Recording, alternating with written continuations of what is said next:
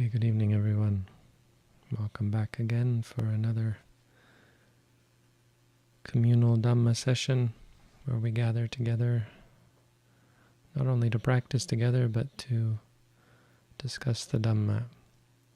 Not discuss so much as listen to me discuss and ask me questions. It's a little bit one way. This isn't the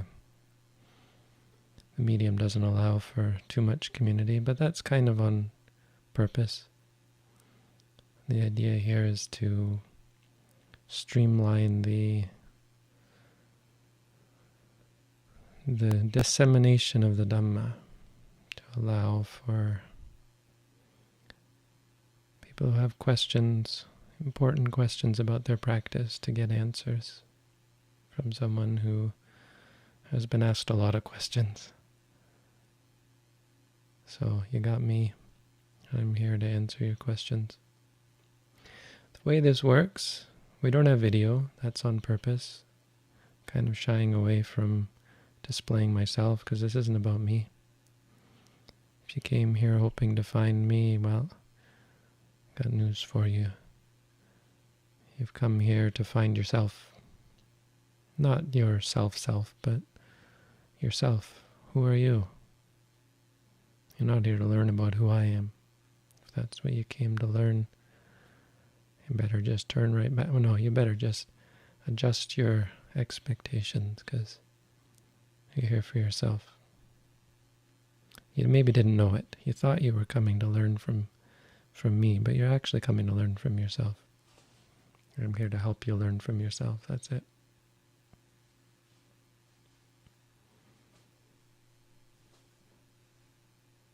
Because we're not interested in what I have to say, we're interested in how you react to what I say, what I do. I'm going to give you some instigation, give you some, ignite some spark, and hopefully it'll help you to react in ways that are wholesome and productive and beneficial. Help you to develop and direct your mind towards goodness, towards peace, happiness, freedom from suffering.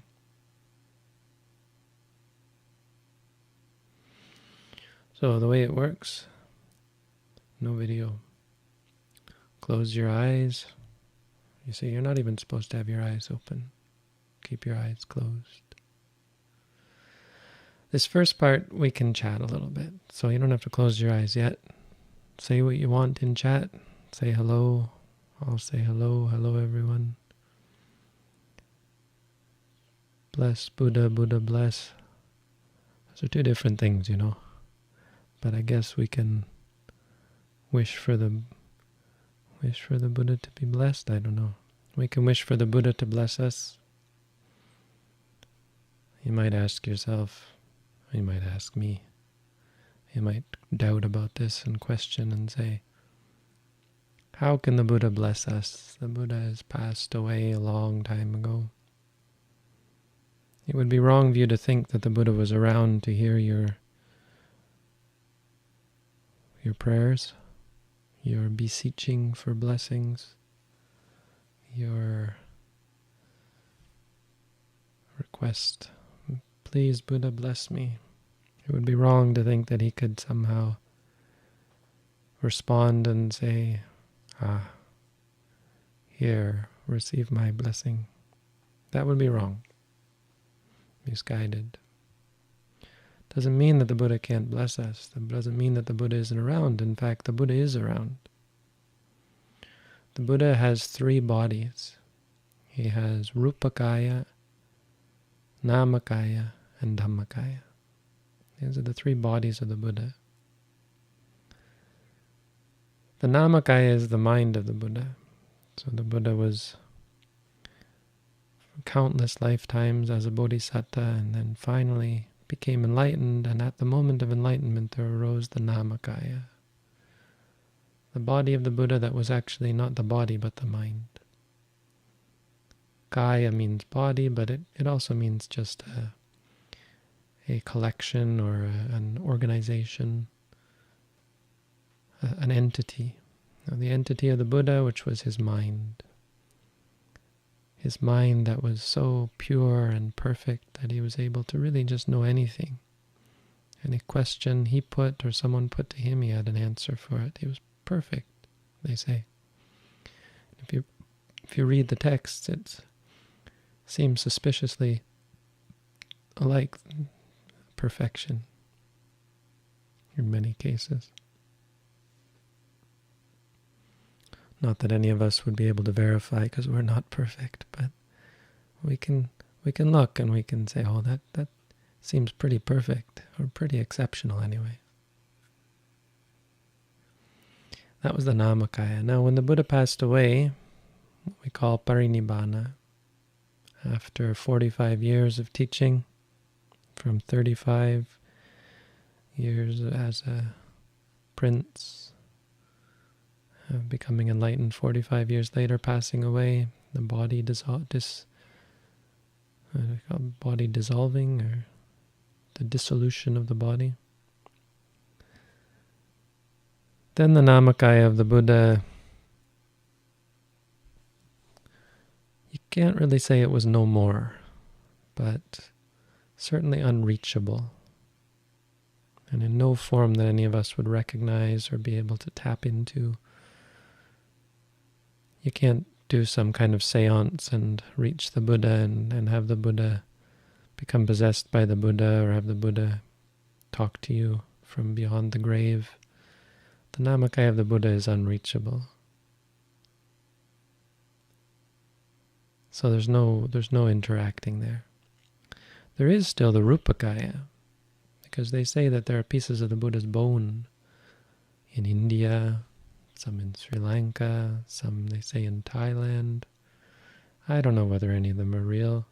It doesn't really matter. It's a great thing to have the bones of the Buddha, because what a physical object of reverence, right? You don't just have to have a Buddha image. Here, this is a piece of his bone. It's a bit morbid maybe, but it's also a bit wonderful to have something to remember the Buddha. This is called the Rupakaya. You can't see him sitting in meditation anymore, but maybe just maybe you can see a piece of his skull or a piece of his tooth or something like that. It's not inconceivable. 2,500 years, it's not that long a time for a bone to hang around. They say the bones are either magical themselves or are being kept by magical means by the angels. That would also make some sense if you believe in angels. Certainly they're better at keeping track of things than we are. We'd lose anything. 2,500 years, there's a story of some people unearthing a stupa, a big pagoda in India, and they found some bones in them, and they put them and they dropped them into the river because they were Hindus, and that's what Hindus do with bones. And it was a Buddhist stupa. It was maybe the bones of Sariputta or something, and the Buddhists, of course, were horrified. It's horrific to think that they got rid of those things, but it's another lesson in impermanence, right? That's not a big deal. Rupakaya. But what's really left of the Buddha is the Dhammakaya. The Buddha can bless us and blesses us every day with his teachings, the Dhamma. Now there's a modern Buddhist movement called the Dhammakaya, and that's not what I'm talking about. That's nothing to do with this. The Dhammakaya from the scriptures literally simply means the body of teachings. We have the Sutta, we have the Vinaya, we have the Abhidhamma. They're all still here. 84,000 teachings of the Buddha, I think we have the majority of those hanging around. Still here. And they'll be around for some time. It's just up to us to receive the teachings, to practice them. Dhammo hawe rakati dhammachari. Who gets the protection of the Buddha, of the Dhamma? One who practices, dhammachari. One who lives by the Dhamma. One who fares by the Dhamma. Tamachari. Tamachari sukhang seti. One who fares by the Dhamma, lives in happiness, is protected by the Dhamma. So, okay, a tangent there. The point was to say what you want. Let's just talk. Greetings to everyone. Hello. Wow, we have people from Australia, Stockholm.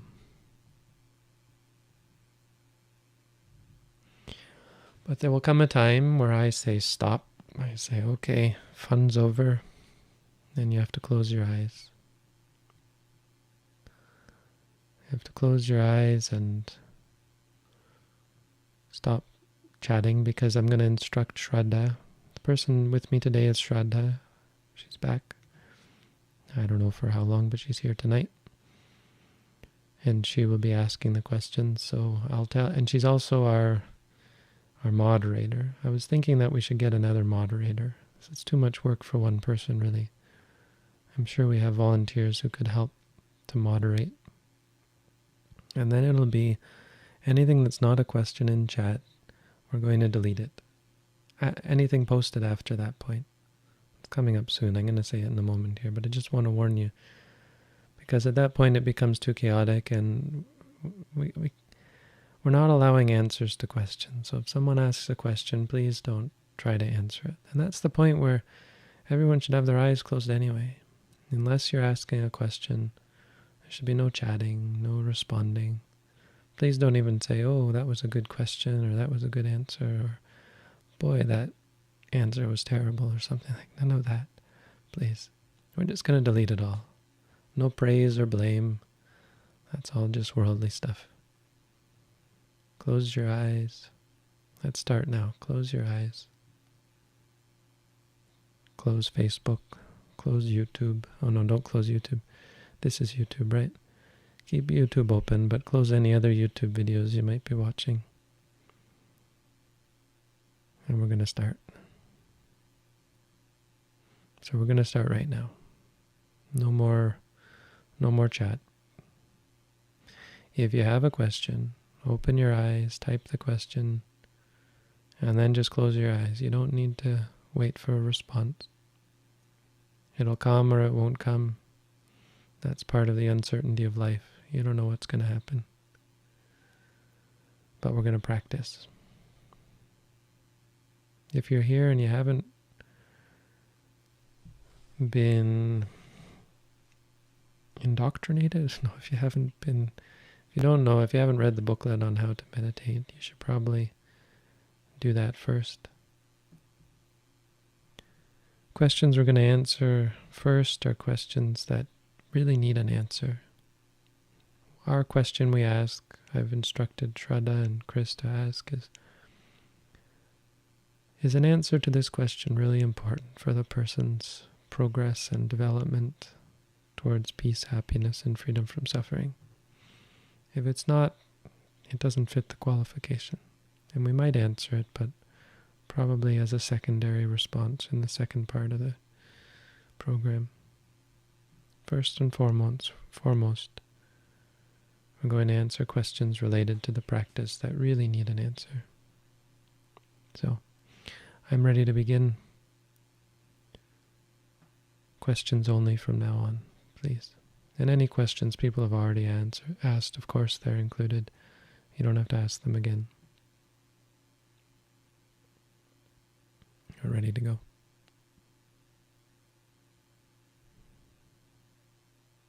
When doing walking meditation, are we supposed to wait until the front of the foot touches the ground to note touching, after noting lowering of the front of the foot?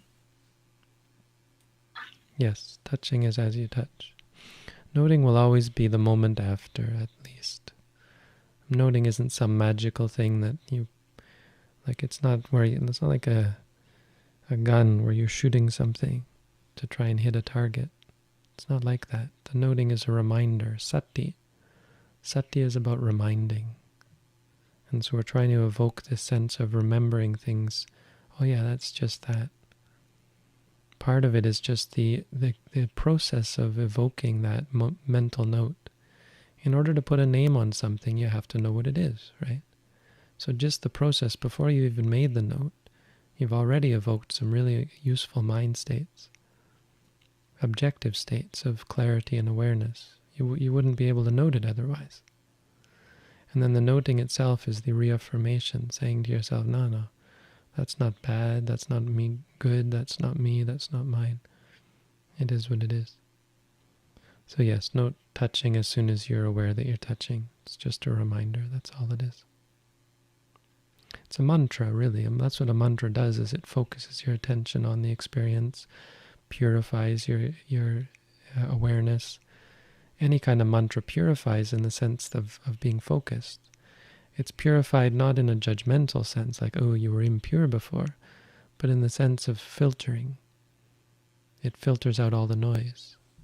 When you purify water, when you purify metal, you take out all the extraneous stuff, all the baggage.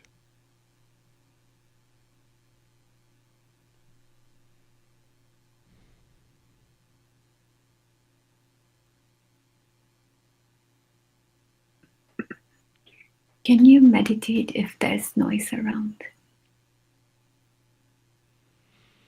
Yes, this sounds like this is someone who might not have read the booklet. Maybe, maybe not. But certainly if it's not clear, you absolutely can, especially because noise is an object of meditation. So our main object is going to be the body. When you walk, it'll be the foot. When you sit, it'll be the stomach. But apart from that, anything else that your mind gets distracted by becomes your object of meditation. That's the beauty of mindfulness. It doesn't require you to seclude yourself from reality because the object is reality. So when you're experiencing sound, the sound becomes your object and you just say hearing, hearing.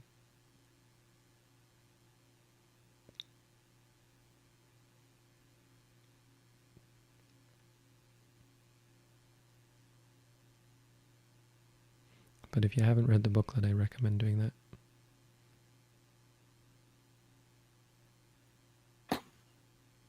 My mom wants to meditate and study with me, but wants to keep her Christian faith. Is there any value to the practice when one rejects things like rebirth? Is there a way to attainment without it?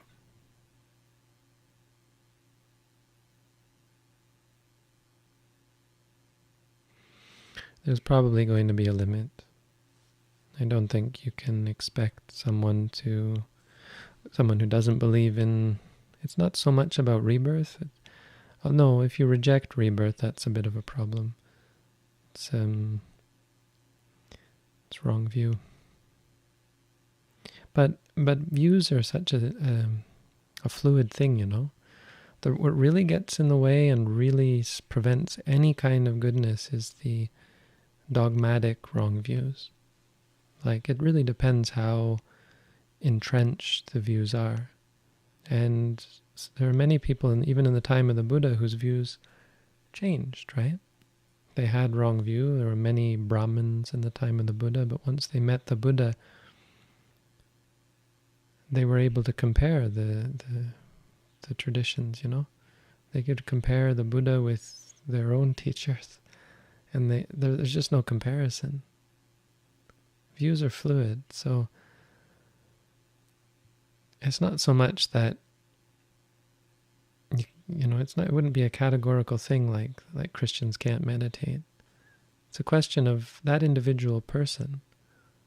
Are they going to be open-minded enough to give up wrong views if their views are found to be wrong? And it's not about, oh, you're Christian, so all your views are wrong. That's certainly not true. It's that your views go against reality. When you see that they go against reality, are you going to be able to give them up? So we might layer this and say that, well, there are certain views that are going to get in the way of you even opening the door to understand reality. If someone says, and this is a Christian thing common among some Christians, meditation is evil, meditation is the product of the devil, meditation goes against God, etc., etc., clearly that's going to prevent them from any kind of attainment. But if someone says, I believe that when we die we go to a place place determined by outside influences like God. God says, I go to heaven, I go to heaven. Or worse yet, if I believe in Jesus Christ as my Savior, I go to heaven. If not, I go to some place that's not heaven. Then that's the kind of thing that you can verify. They not verify, but not exactly verify until you die, but you can get a sense of being in line with reality. I mean, you can actually verify it. It may not seem like this, and this is why rebirth is such a problem for people, because they're not clear. You can verify rebirth, not by dying. You can verify it by understanding reality. There's no question that rebirth is, and it's not rebirth, it's just the lack of death's ability to end the mind and the stream of consciousness. You can verify, you can align yourself with that truth by seeing the power of the mind. I mean, we don't know what death is. Most of us don't remember it. But there's no good reason to believe things like God is going to influence us going to heaven. I mean, if you were to say at death there's nothing, that would be a little bit, I mean, that's a little easier for scientists and people to believe, but for anyone with a half an open mind, it's quite difficult to believe. I mean, especially once you've done some mindfulness practice, to believe that when you die, poof, all of the good and bad deeds you've done are worthless, are overruled by an external force. So what I'm just simply trying to say is that those kinds of views can be overcome with proper practice and objectivity. The open mind, are people willing to question their beliefs? That's a problem for Christians, I think. I think one big thing is, and this is a view that gets in the way, is that faith is more important than proof or evidence or observation. That could get in the way, because it will come into conflict. You'll start to see things that threaten your faith, and you'll choose faith over what you're seeing for yourself. And that's possible for many reasons, simply because we can be tricked. Maybe what I'm seeing is all just a trick. Satan, no? There are ways around that. Really an important part of the practice is a teacher. Having someone who provides that direction, who helps you, who is able to give you the confidence in your own observations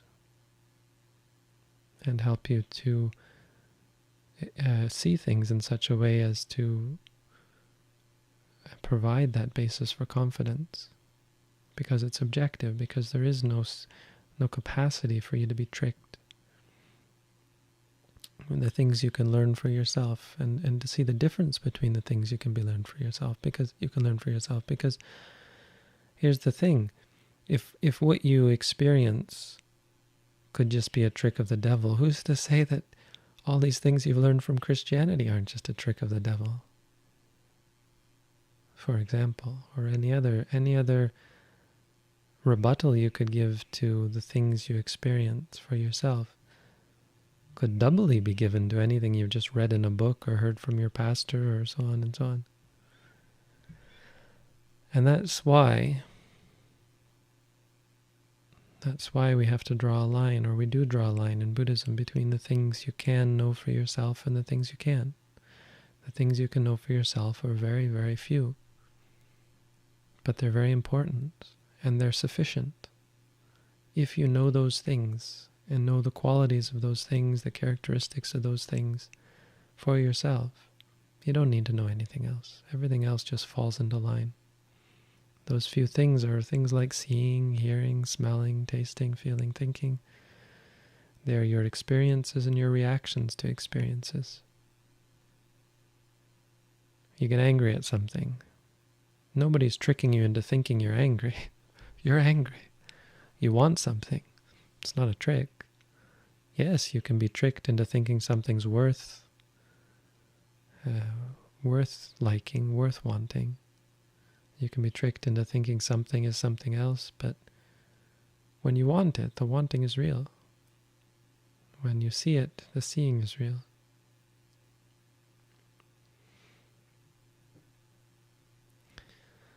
Short answer, after giving you a long answer, short answer, yeah, I think there's value. I wouldn't put too much worry there. Ultimately, it's up to your mother to find her own path. As a good child, a good daughter or son, child, offspring, providing her with the opportunity and support to find the right way, find the way to see the truth for herself is an incredible thing. You've done an incredible thing if you have made her want to meditate and study with you. In fact, I would focus more on the meditation than the study. As long as you're focused on trying for the both of you to gain right practice. Study in Buddhism is highly overrated. I was just thinking that all these videos and all the texts and so on, it's so easy to miss the point. That when the Buddha gave his teachings, he didn't do it so that we'd have texts to refer to and to read, like people read the whole of the Majjhima Nikaya, or the Digha Nikaya, or the whole of the Tipitaka. I know people who have read the whole Tipitaka and still have wrong views. His intention was that those teachings would support the people who heard them, would provide them with right view and right intention, right inclination.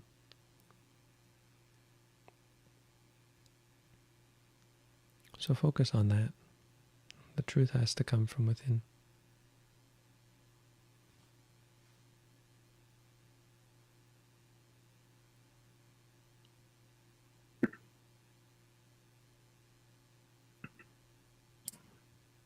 Where willpower isn't enough, it's surprisingly more effective to wish, may I be able to. Why? How Buddhists incline the mind properly? How to differentiate this from the disappointing hope for magic?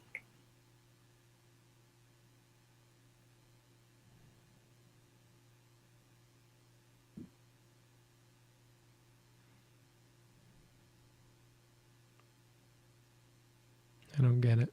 Yeah, I don't understand it either. I think I'm getting dead. So you don't understand? Okay, then I'm not alone. All right.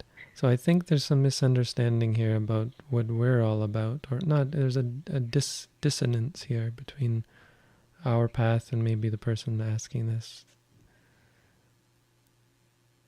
We're not interested in willpower. Not so much. I mean, that's a bit surprising, probably. It's not quite willpower. It's not the power of the will. It's the power of wisdom.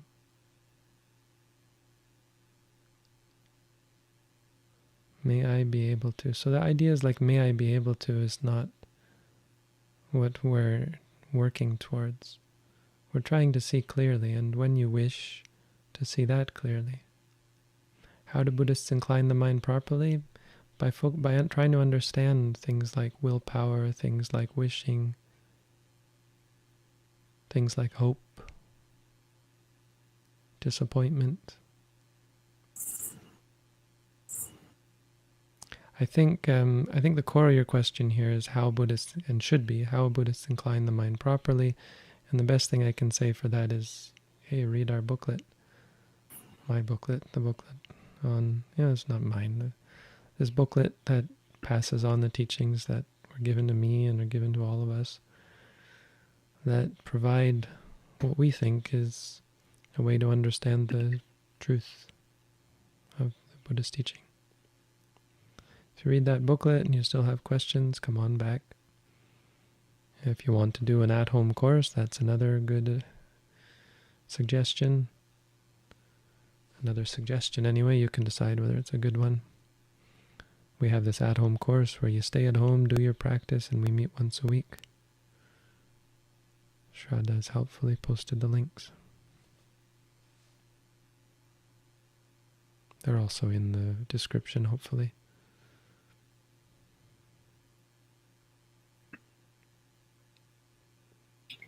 I am massively interested into learning more about Buddhism. I've started reading books about Theravada Buddhism. How do you settle on a school of Buddhism? Sorry if that is too personal. Have we run out of meditation questions?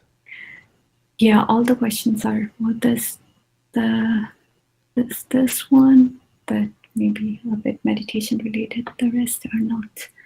What are some other meditation techniques for cultivating goodness? There's a lot of meditation techniques that are good for cultivating goodness. A very well-known one is metta, which means like friendliness, cultivating a state of mind that is friendly. Compassion, sympathetic joy, equanimity.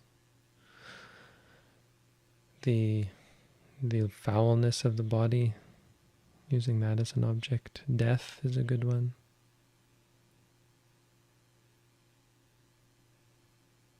But the greatest goodness is mindfulness. Greatest, I don't know if that's fair to say, but something like you wouldn't be complete. A description of goodness wouldn't be complete without mindfulness. It's very core. Without it, any kind of development of goodness is going to be hollow. Like take metta, for example. It's possible to push and to cultivate and to become very friendly. But without the wisdom and understanding underneath it, it's always going to be artificial. Because it's also easy to fake it. And if you don't go deeply and try and eliminate ill will towards others, it's never going to be perfect.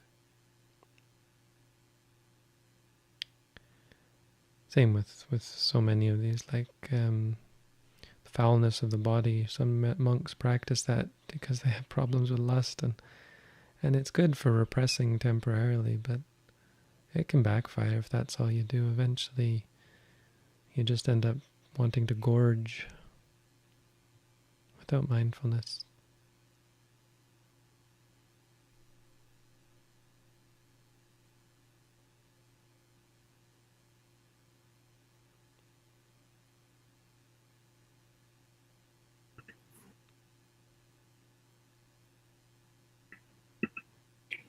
Do you have suggestions for increasing the amount of mindfulness in a day?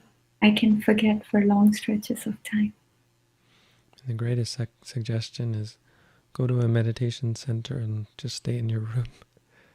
Have someone send you food. I mean, the general answer to that, I think, is just practice. And it's deceptive there because, I mean, that's probably not surprising that I should answer in that way, but what I mean is, by that I mean over lifetimes. It might take you lots of lifetimes of practice. So you better start now. But there are, of course, ways of accelerating that. One is to be born in a time when the Buddha is around, of course. I mean, be born in a time such as this. Why? Because, well, you have this special opportunity to accelerate that learning process and not deviate from it, of course. So by being born in a time when the Buddha's teachings are around, you have an opportunity to direct yourself towards mindfulness. And then it just goes from there. Find a place and find a teacher, find a meditation center, do meditation courses, practice intensively, etc., etc. Doing an intensive meditation course is a good suggestion. Barring that, of course, do formal meditation every day because that's going to support your mindfulness. But ultimately, don't have the expectation that it's going to be an easy or a simple or a quick fix. A part of the path is learning that you aren't in control. And so forgetting for long stretches of time is good learning. Help you realize that you're not in control. This isn't something that you can just turn on and say, okay, I've decided that I'm going to be mindful all day. It's not how it works. You're fighting a war with yourself, really. And maybe some days you win the battle, and some days you lose. And maybe over time you start to win. The great thing about it is you can never be defeated. You never lose the war. There's always an opportunity to start again. So don't look to the past. Don't worry about the future. You just do what you can now.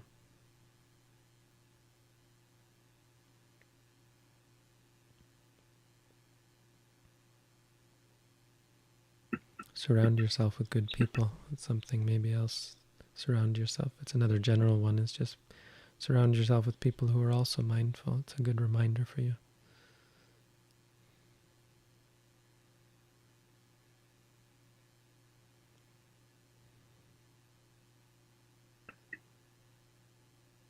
While meditating is knowing and experience. I guess it depends what you mean by knowing.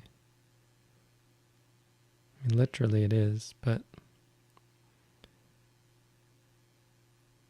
like take for example, if you say, I know that Paris is the capital of France. That knowing isn't really the experience. The experience would be a thought. Paris is the capital of France. But you might still note knowing if it arises. Oh yeah, I know that Paris is the capital of France. It's just, if I were to nitpick, I might say it's not really knowing, it's just thinking, and then there's the confidence in it.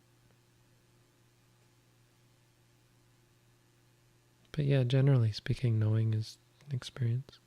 It's not an accurate word it's the best English word, I think. Like aware might work, but aware is kind of clumsy because we don't use it that much. But we use knowing as a note for a lot of things. And it might seem a bit weird, but it works. Like when you are aware of something happening, you would just say knowing. Not because you know for certain something about that experience, but because that's a knowing. You know the experience. You are aware of the experience. It's with the word vijnana. It's also the way they say it in Pali. Vijnana really does mean knowing. It's knowledge, and it's like a special knowledge, like a really direct knowledge. That's maybe what the meaning there is, the direct knowledge, like not because someone else told you, but because you know directly. The definition of consciousness is direct knowledge.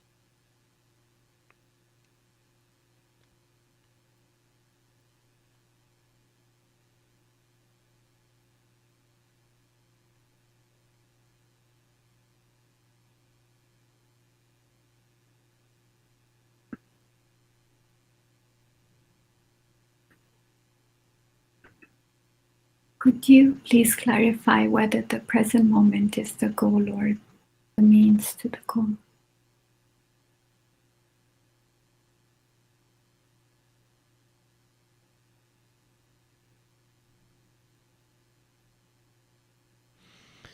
So the present moment, there's a sense in what you could say it is the means to the goal. I suppose there's a sense in which you could say it's the goal.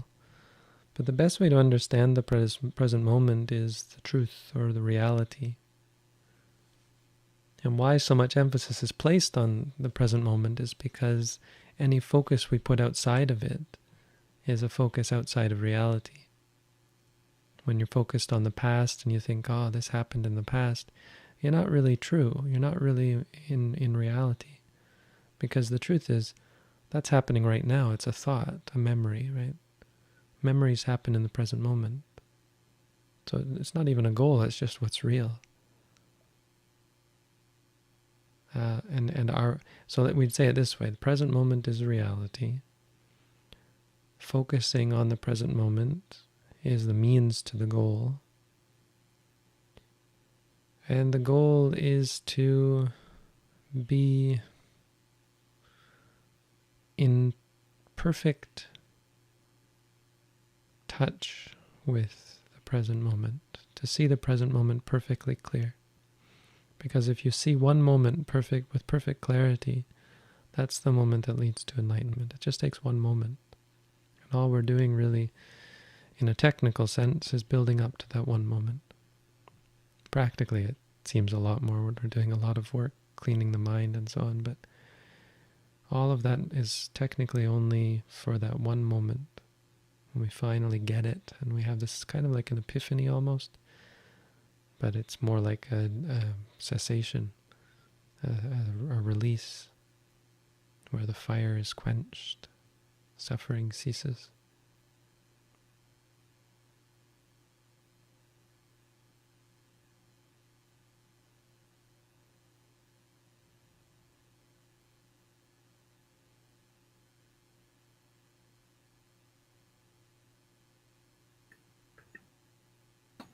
I perceive more appropriate than rising and falling, a noting of the type inflating, deflating like a balloon.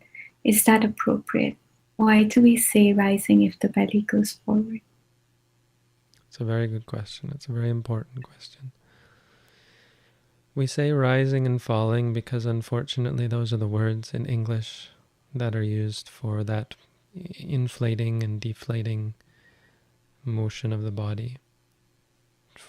You're probably not a native English speaker who asked this question, and a lot of people who come here and come to our practice are also not native English speakers, and so they have similar problems, misunderstandings even, because they think, oh, rising is going up. It's actually not. This is a case of the use of a word in a specific way. Rising in English actually does mean that expansion of the stomach. The rising and falling of the abdomen is probably because we see it in babies when they're lying down, and then it does actually rise and fall. But it relates to, I think, the rising and falling of bread, of dough, like yeast. So it's the use of the word rising in that sense, like the yeast, the dough rises, not just because it goes up, but because it inflates. Now, certainly in Thai, they use more appropriate language, which relates to inflating and deflating, and in many other languages, like even in French, they say gonfler, dégonfler. I think other people have used different words, but you've hit the nail on the head. You've got it right. Inflating, deflating is the sort of thing you should say, and if in English you want to use those words, that's fine. Especially if you're not a native English speaker, rising, falling seems kind of strange. Ultimately, the words aren't that important, but it is important that you realize by rising, we don't mean going up.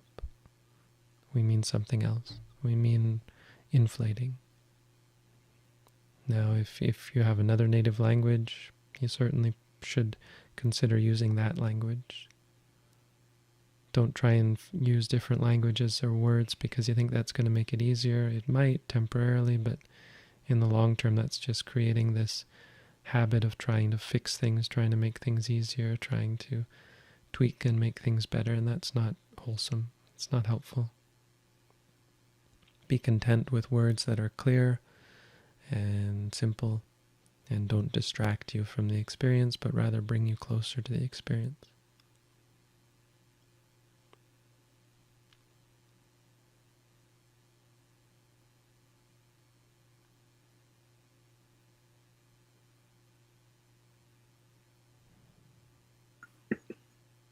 I'm starting to make a lot of progress in my practice. I'm also starting to be afraid of losing self.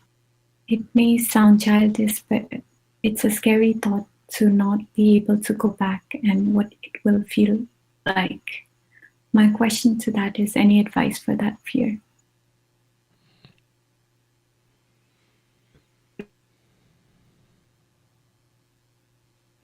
So let's be clear about what meditation changes. It's a common concern. It's a common sort of concern. But it's kind of funny to hear, because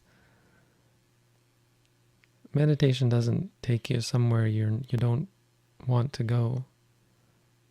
I mean, it can. Certain types of meditation can. Not mindfulness, though. Mindfulness can't do that to you. Because mindfulness is just about helping you see more clearly. And that might for some people theoretically seem like a scary thing as well, but in reality it's never a scary thing to see more clearly.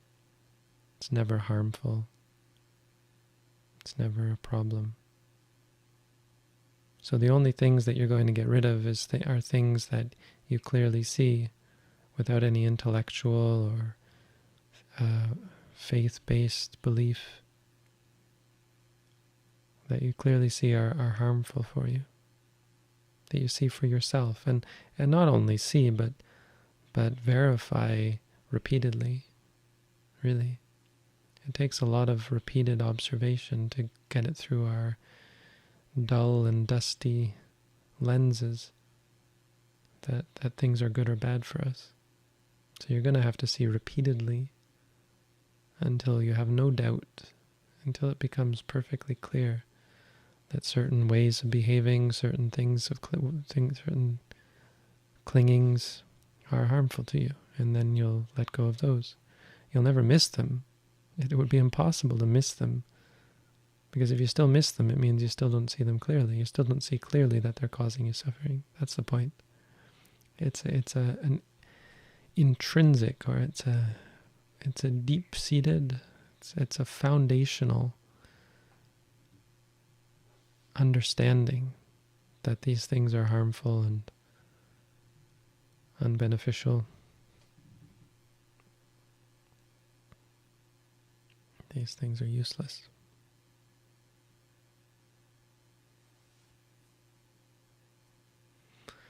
Fear, for example. Fear is harmful, and it's something that you should let go of. It's also the case where just because we're afraid of something doesn't mean it's right that we're afraid. Doesn't mean the thing that we're afraid of is fearsome. Just because we want something doesn't mean that thing is worth wanting. And mindfulness will help us see that. Fear will ultimately cloud your judgment, make it harder for you to see clearly. So if you want to solve your problem, practically speaking, the best thing you can do is focus on the fear and just say afraid, afraid. Just because something's a scary thought doesn't mean it's bad or that there's any good in clinging to the fear. There isn't, actually. There's no good that comes from clinging to fear, and your real suffering is not the fact that you might lose something you cherish, but that you're afraid to lose that thing. That fear is what's causing you suffering, and when you see that, you'll be able to let go. I mean, it won't be a question of letting go, it'll just be not being afraid anymore.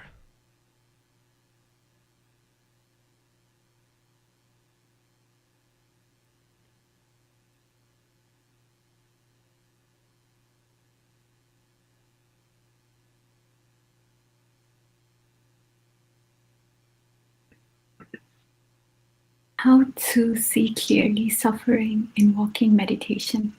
I fail to understand dukkha in the subject of concentration while walking.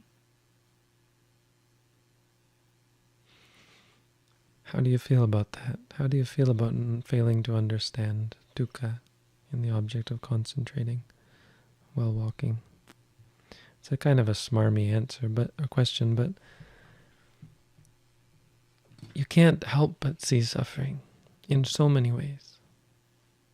And why I ask that question is because one sort of suffering is not getting what you want. You want to understand suffering by walking, and you're not getting that. That's suffering. That's suffering. So, congratulations. Another way that we understand suffering is just by seeing things arise and cease. Suffering is, many people criticize the use of the translation. I don't mind it so much, but it can be a bit misleading. Suffering really just means that it's not satisfying. And the ultimate definition of not being satisfying, or dukkha, is subject to arise and fall, subject to cessation. How could it satisfy you if it ceases? How could it be worth clinging to? How could it be something worth liking? There's nothing to it. It's gone in a moment. A big problem, I think, is we intellectualize these things and then we want to quote-unquote see them. Because first you say how to clearly see, and then you say failing to understand, and most likely you've got some intellectual idea that you're going to suddenly say, oh, look, I see suffering, and it's not like that. It's not like that at all. The three characteristics are what lets go of experience. That's all they are. Because you see, we think of things as the opposite, as stable, satisfying, as me and mine, controllable. And as you see more clearly, you're going to realize they're not. It's not intellectual. You're not going to say, oh, hey, I get it now. You're just going to change your mind about things. And when people ask you, they'll say, no, those things are not stable, they're not satisfying, they're not controllable, they're not me, they're not mine. And you're going to give up those views and perceptions and reasons for clinging to things. And this is an example. It's not working. I can't see what I want to see. This is impermanent suffering and non-self, unpredictable. You can't sit down and say, I'm waiting, when am I going to understand this? You're not in control. That's where dukkha comes in.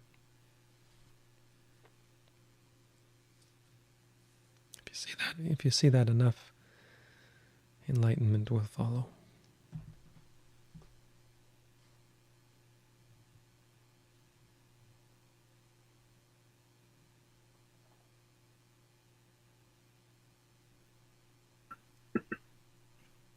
Where should we locate emotions when we note them? Pain, I can locate it. Thoughts kind of in the forehead, but emotions give multiple bodily informations. So where should I focus? You should separate the body and the mind. Emotions don't happen in the body, they happen in the mind. They give multiple body informations, that's correct, but they are not the bodily informations that they give. They result in them. Like anxiety, for example. Anxiety is not the physical sensations that come from anxiety. It's not located anywhere. The mind is not located anywhere. The mind does not take up space. That's an important thing to understand. Space is a derived quality of matter. So your thoughts don't even occur in the forehead, though there will be physical, the brain is in the forehead, obviously, so there will be much brain activity that is associated with thought. It's visions and sort of impressions. They're all sense impressions. But the thoughts don't happen anywhere. Neither do the emotions. But that doesn't really matter, because you can focus on the physical impression, the physical results. You can also focus on the emotions, but don't confuse them. If you're going to say anxiety or anxious, don't try and locate it somewhere. And don't confuse it with the physical responses to anxiety. If you're angry, don't try and locate the anger in the pain that comes from it. The pain and the anger are two different things. The pleasure in desire that will arise in the brain, will arise in the systems of the body, the sexual organs and that sort of thing. It's separate.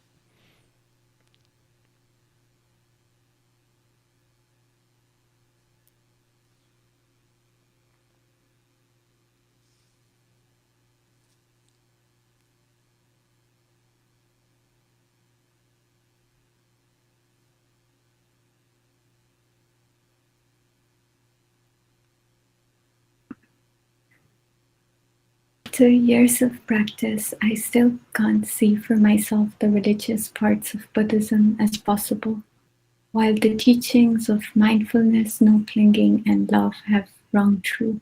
Am I doing something wrong? You have to be a little more specific, because I don't know which parts of Buddhism you're talking to. It might seem clear.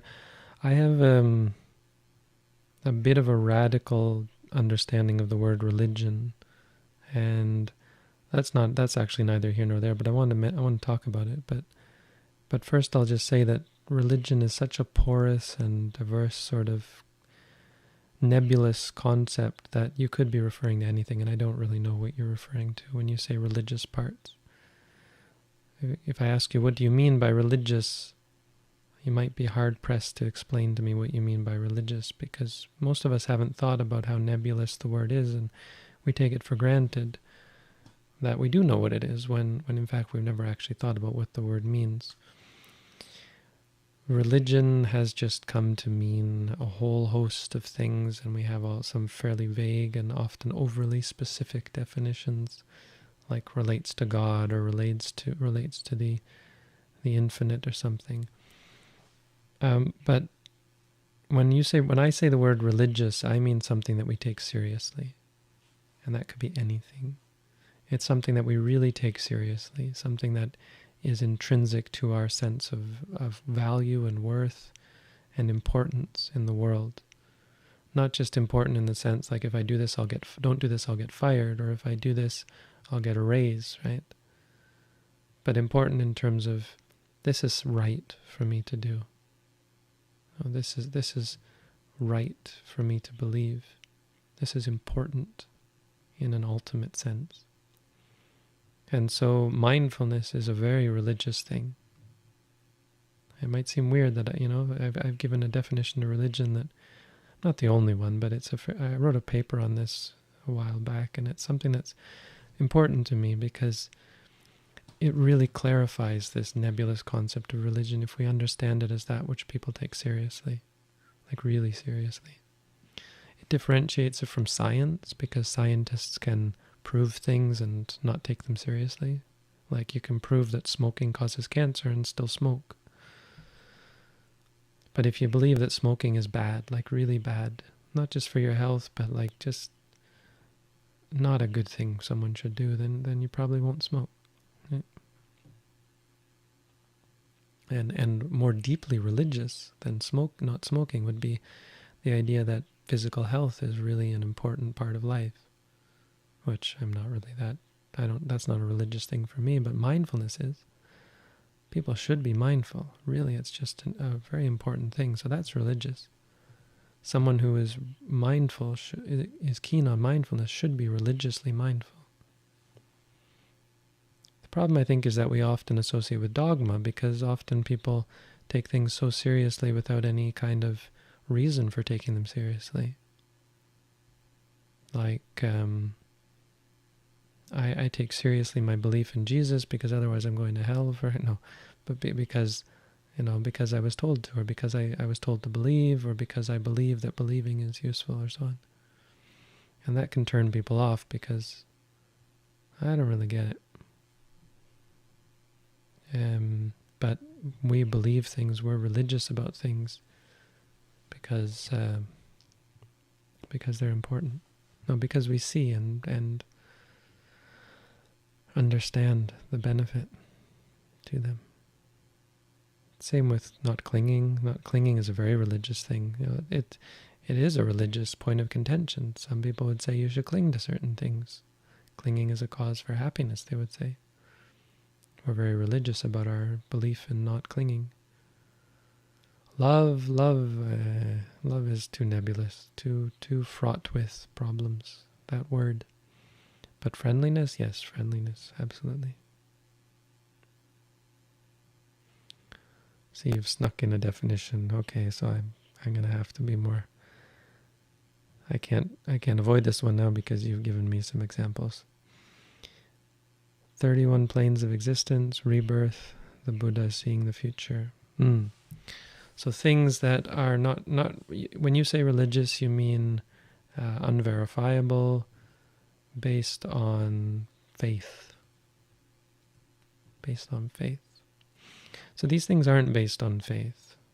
You can have faith in them or not, but people have said, and continue to say, that they have empirical evidence of these things. People say they see angels. I've had people tell me they see an angel. Oh, I don't want to say that, but anyway. People tell me about angels, and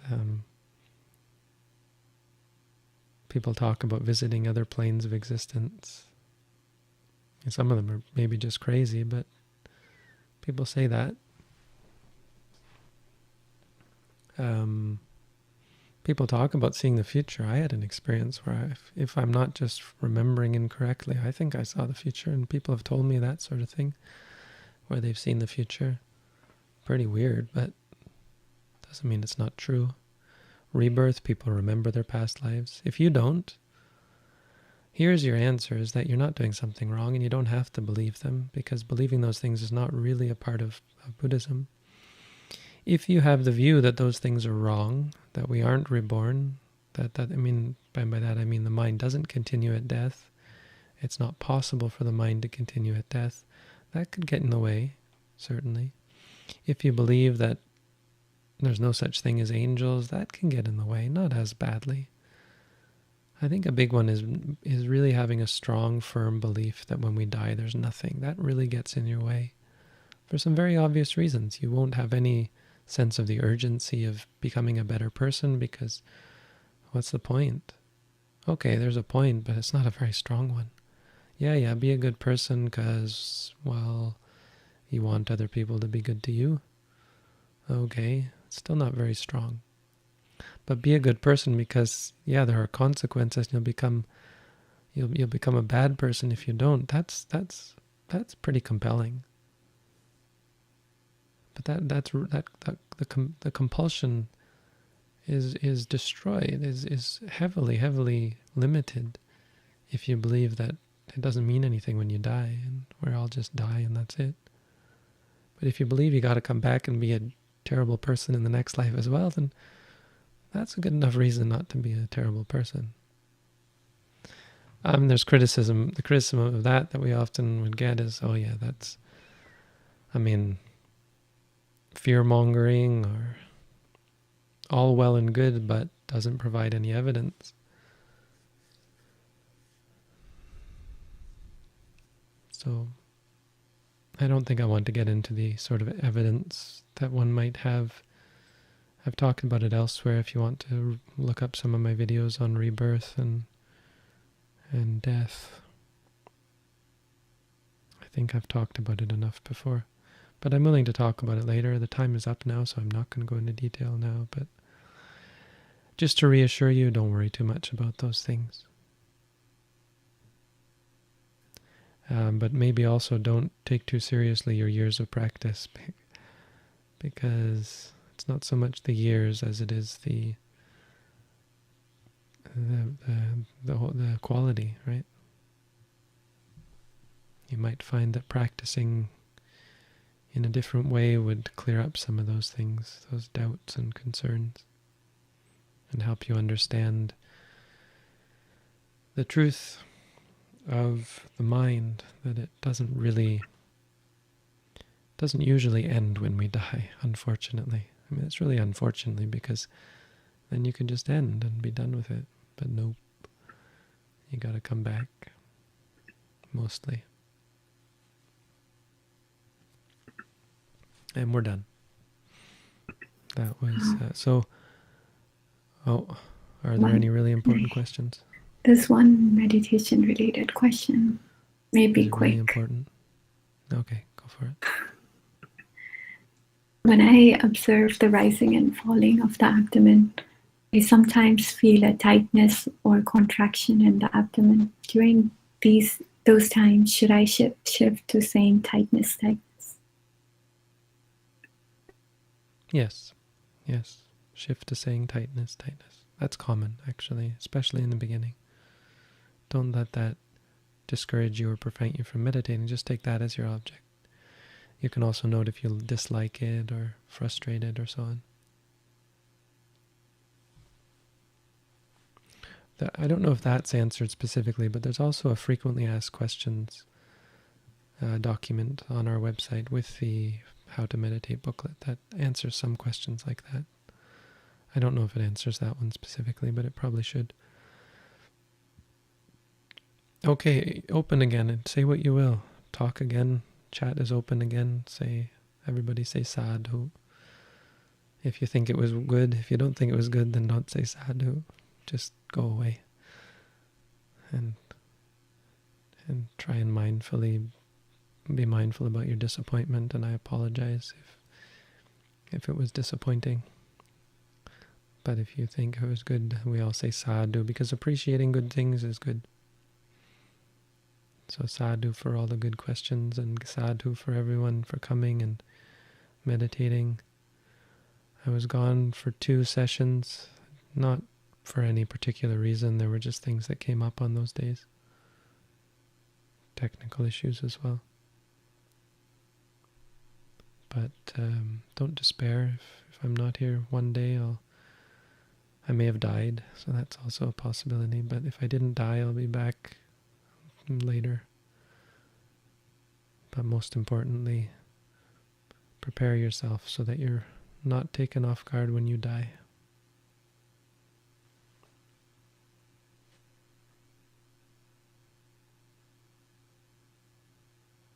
If you had questions that weren't answered, I apologize. We're not here to answer all questions. If we just didn't get to your question, maybe ask it next time and maybe it'll get answered. We also have another forum for asking questions. It's called ask.sirimangalo.org. It's fairly new, but I definitely encourage everyone to go there if they have questions. It's text-based, but people also post videos in response, like, hey, have you seen this video? It maybe answers your question. But it's only in our tradition. Please don't post answers from other traditions. But yeah, there's helpful people there who are very kind and able to answer your questions. Thank you all for coming. Have a good night. Sadhu.